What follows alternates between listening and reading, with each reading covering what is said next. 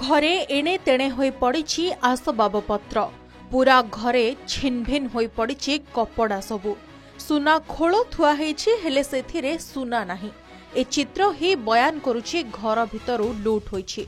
आउ ए लूट होईछि नयागढ़ जिल्ला रे भुजाली और बंधुक देखाई घरु लुटी नेले 5 जण दुर्बृत्त।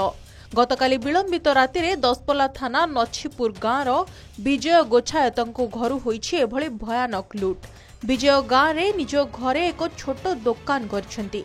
गतकाली राति प्राय गोटे समय 5 जण दुर्बृत्त मुहरे मुखा पिंधि हातरे भुजाली बंधुक एवं अन्य मारणास्त्र धरी विजयଙ୍କ घरे पसी समस्तଙ୍କୁ भयभीत कराइथिले। आउ ता परे 60 ग्राम रु अधिक सुना अलंकार सहित किछि रूपा अलंकार और पाखापाखि 5000 टंका लुटि नेछंती। सकाळु खबर पाई दसपल्ला थाना पुलिस घटनास्थल रे पहुंची तदंत आरंभ करिछि। एभଳି घटना एबे सारा अंचल रे चांचल्य खेलाई दैछि। घरे पसिगला पसि जाके झियो को मते धरि पकाले आउ टंका दियो सोना दियो आउ कोठी रखिज पाटी कना पाटी पूरा जबद करदेले। झियो को मते धरि झियो डेणा धरि पकेले म डेणा धरि पकेले बेकरे आउ पेटरे ना भुजाली हगा सब थुइले टंका कोठी थुइज कोन थुइज आउ सोना दे तो सोना चेन दे दो थुआ जा।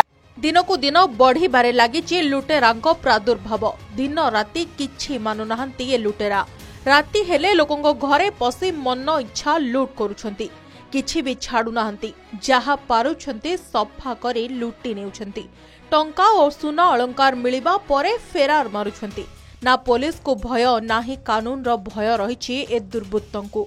एबे जिनिस पत्र सह निज जीवन प्रति भी भय रहुछि साधारण लोकंकर।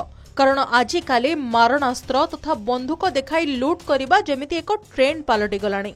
जोंथिपाई आजिकाली निज घरे भी भय रे रहुछंती लोके। तेबे एमानंक प्रति जदि दृढ़ कार्यानुष्ठान ग्रहण करा जाए तेबे हुएत एमानंक मनरे भय आसिबो एवं चोरी करिबा प्रवृत्तिरु हुएत ए चोर माने दूरेई रहिबे। नयागढ़ देवव्रत नायकंक रिपोर्ट के न्यूज ओडिशा।